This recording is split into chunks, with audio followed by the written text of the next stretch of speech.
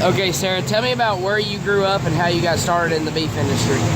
I grew up in East Central Illinois on a grain and livestock farm, and my family had raised livestock for generations. My grandpa on my dad's side had Hereford cattle, and so about it was time to get started showing. We got the opportunity to show and did that at mostly state and regional shows and junior nationals back then, and then I got the bug for livestock in particular. So judged on the judging team in college and knew I wanted to be in the livestock industry and always keep raising cattle after I got my degree. So been able to do that ever since.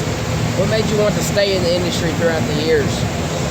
Well, I think if you want to be in an industry that's as labor intensive and as cyclical as something like the beef industry, you have to love it, and I did. And it's difficult to explain to some people, but I think also you get to know people in the industry that you like the opportunities, and there are other things for me to do besides just raise cattle that went along with it. I had a communications degree, and so I've done a lot of writing, speaking, training, that kind of stuff, and a lot of my clients outside of the farm aspect of what my husband and I do are in the industry as well. So, and it's just something that you can grow and change, and I think people that like livestock like the opportunity to be breeders and to produce something and always try to have breed improvement. As a teenager, what were some things that you could remember that you did that helped you get where you are today? Networking is the top one, especially when you're young, but it lasts forever. You got to be networking even well into your career. So, and I'm participating in all the junior events, and those are a variety of things. People can choose what they want to do, but for me it was definitely judging and showing and a lot of the contests. And then the other critical things are making sure that you do well in school and try to get the best things that you can from opportunities, interviews, scholarships, that sort of thing. How did you and Carrie meet? What things were different once you married him? Carrie and I met because he judged my county fair, and then he's from Indiana. So I was working in Indiana with a consulting firm then. I had my cow herd from when I was a junior yet. I had probably only 6 or 7 cow pairs left, and so we met and I moved those over to him, and then we started our operation together in 2001. And we both grew up with Herefords, which is what we both love, but for around 12, 15 years we also had Simmentals, and that was a successful program for us too. So we just really began to up-level our game and showing and trying to build a better program. Do you have other long-term goals in mind, and if so, what are they? From the livestock side? From either side. From either? Oh yes, I have lots of goals. That's a fact. I mean, from the livestock side, long-term goals are just to stay in the industry, to stay relevant, stay current, make sure that we're adopting all the innovations that are necessary, but also practical for an operation our size. We're about a 25 to 30 cow-calf herd, which is pretty typical for a Midwestern-sized purebred program. Now, I think over the years I'd like to be a little larger, but it just kind of depends on if we can get the value for them and have the customer base. And so that's always a goal of mine. Keep developing a good quality customer base, and like I said, be part of the innovations that are out there. And goals for us in showing, you always want to win one more national champion. Tell me a little bit more about your college experience and what you've taken from college to here. Well, I got my undergrad from University of Illinois in Ag Communications, and I got my master's degree from Purdue University in Strategic Communications, but I did not do that in a direct path. I waited almost 17 years in between, which is kind of strange, I suppose. I think I would have loved to have done it sooner, gone and done the master's sooner, but this wasn't something I did then. College experience, though, it's a time of your life. It's also a critical time to make career connections, to develop as a human being and as a person, decide what impact you're going to be able to have on your industry and your world, and make the friendships that you will value for generations. So I enjoyed 4-H house sorority in college. I, like I said, did a lot of livestock judging. I was president of different organizations, and it just was a valuable time that shaped a lot of who I am now. Tell me a little bit more about your blog and your novel. Okay, so I mentioned I'm a writer. I've written 3 nonfiction business books around agriculture and starting a small farm business. And then here in the last 2 years, I started on a passion project, a little side hustle, if you will, and started writing cow showing romance novels. So a friend of mine coined it a showmance. And so yeah, I started those. I've got 2 of those out, Championship Drive and Heart of a Champion, working on number 3. It's been a lot of fun, and they've been well received by friends and others in the industry and outside of it. And so professionally, though, I do run a consulting practice alongside of the farm, and mostly agricultural clients, a lot of livestock clients.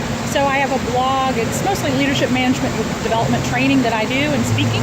So my blog is called Act Like a Pro, and it focuses on those kind of skills and tips and interviews with others. And so that's found at my website, sarahbethaubrey.com. What lessons did you learn on the farm that helped you helped mold you into being the person you are today? The first thing that the farm taught me, and growing up in generations of farming, is that sometimes there are certain things in your life, in your soul, I guess, if you will, that will always be there, that matter beyond everything else, and things like family, and we can all talk about that, but it really becomes true. And then I guess being part of agriculture was taught to me by my grandparents and my parents, and just, it's always going to be part of who I am and what I want to do. And I never considered a career outside of the industry, and I don't have an interest in it. And you can do, agriculture is so great today because it's diverse. We have technology, we are innovating, we are developing, and there's a variety of careers that can be applicable to all kinds of professional pursuits, whether you want to have a scientific base, a communication and advocacy base, or the production side and more. So I learned that too, that there's a lot of variety out there in our industry, and there's room for so much opportunity and growth, and that combined with just, at the end of the day, you have to do something you love. And over the period of times when I didn't have as many cows, I was pursuing some professional before Carrie and I were married.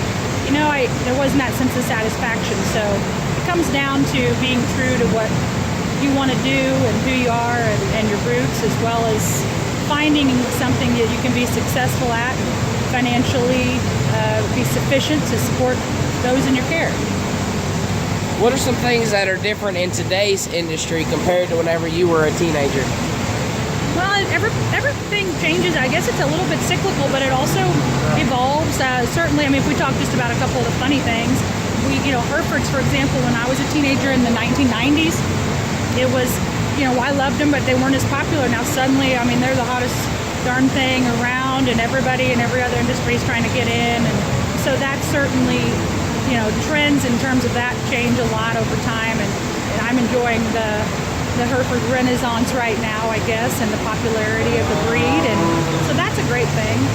And social media has a massive impact. We did not have social media in the 90s per se. The internet was just being developed.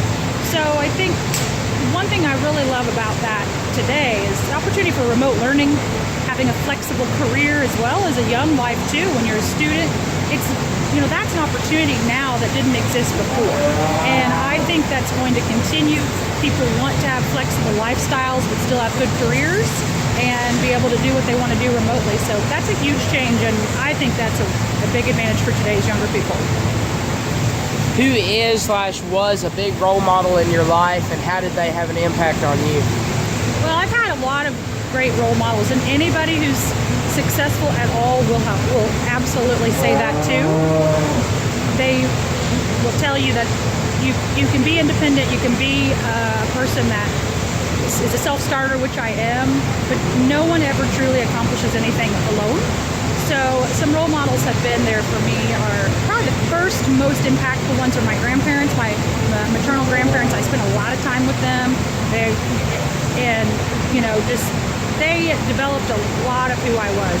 Things like sitting there watching the markets at noon with my grandpa at lunch, taught me a lot about the industry and the ups and downs, and what was important. And he made me talk about commodity prices with him when I was 8 years old and explain to him what they meant. you know. And then after lunch, the other time would be with Grandma making lists of what to do later and planning the garden and making sure we had enough of everything.